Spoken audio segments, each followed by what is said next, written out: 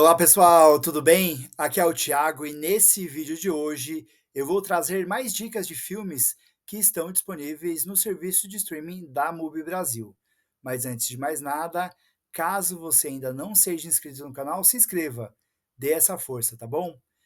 Bom, essa relação de filmes do MUBI Brasil que eu vou repassar para vocês nesse vídeo, ele vai ter uma metodologia aí um pouco diferente dos anteriores que eu falei. Porque são filmes que, de certa forma, dividiram as opiniões do público, mas eu confesso que são filmes que eu não gostei tanto assim. Porém, como eu falei, dividiram as opiniões. Então pode ser que no meio dessas indicações você descubra algum filme que caia no seu gosto. Então vamos lá?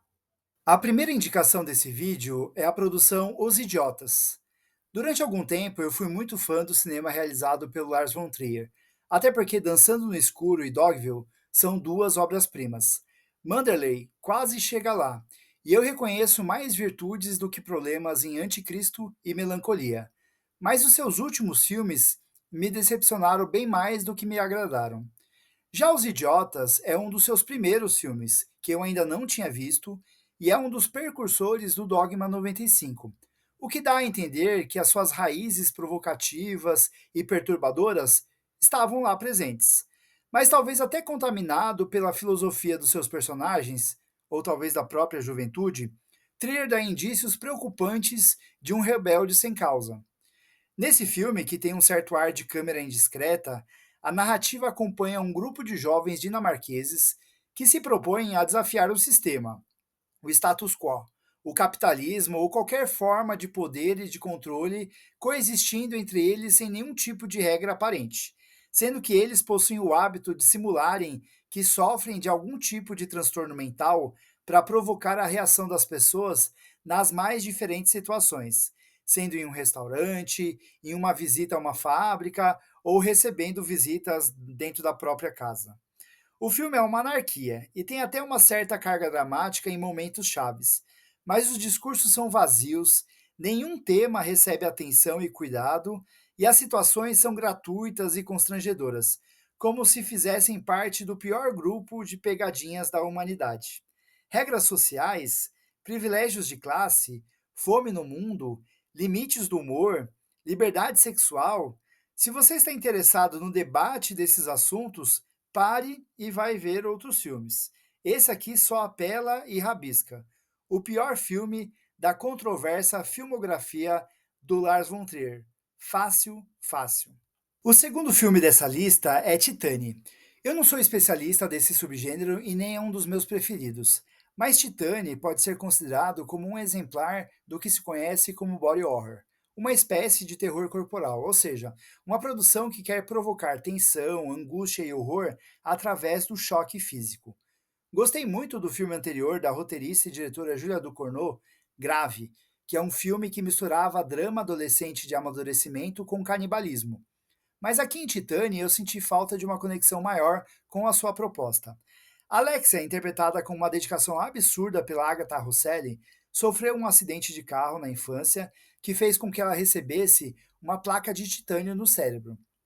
No início da sua vida adulta, ela parece não sentir nenhum tipo de conexão com as outras pessoas, tanto que acidentalmente se transforma em uma serial killer procurada pela polícia.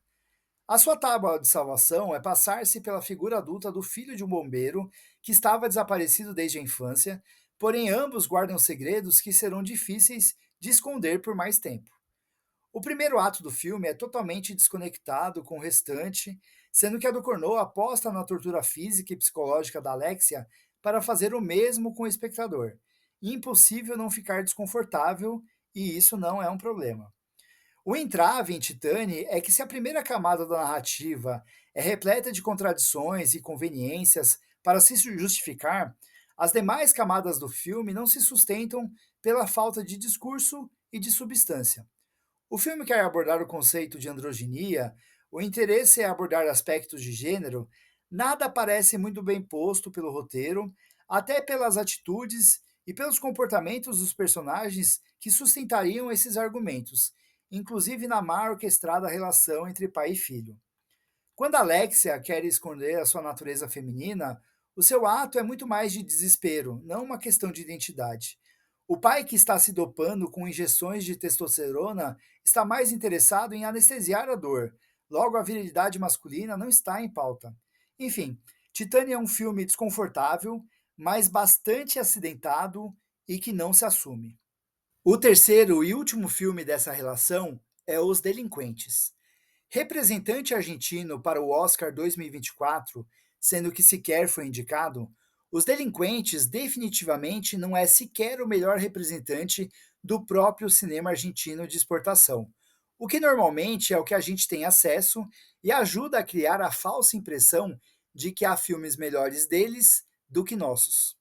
Mas enfim, por mais que eu não compre totalmente a premissa, o filme começa de maneira bastante promissora quando acompanhamos Moran, interpretado por Daniel Elias, funcionário de um banco argentino que rouba 650 mil dólares da própria instituição para garantir a sua aposentadoria.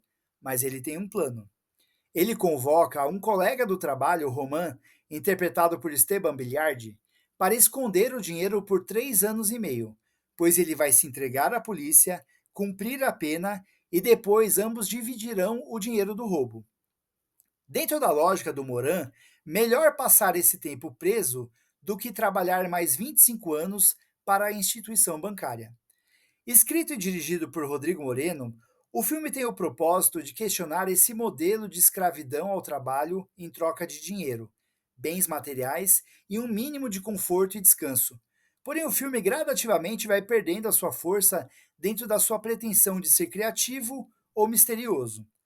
Há uma inversão criativa de protagonismo entre o Moran e o Roman, mas parece que todos os conflitos criados dentro da narrativa passam por momentos de alto e baixo e possuem tempo de vida útil determinado para serem descartados de qualquer jeito, quando não são mais relevantes. Seja a investigação interna realizada pelo banco contra Roman, a pressão sofrida por Moran dentro da prisão e até mesmo o envolvimento de uma determinada personagem feminina que parece servir para humanizar os personagens masculinos, mas que só enfraquece a trama por conta do poder das coincidências e uma frágil tentativa de emular o cinema do Pedro Almodóvar. O desfecho é tão anticlimático que parece que o Moreno quis apenas ganhar tempo antes de chegar ao previsível final.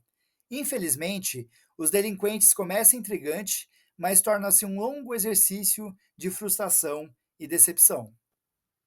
Então, essas foram as indicações de filmes que fizeram parte desse Por Sua Conta e Risco de filmes que estão disponíveis no serviço do Movie Brasil.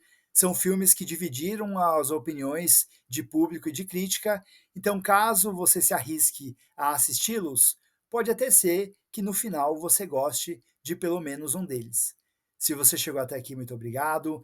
Caso você ainda não seja inscrito no canal, se inscreva. Curta esse vídeo para que ele alcance cada vez mais pessoas e a gente se vê no próximo vídeo. Um grande abraço. Tchau, tchau.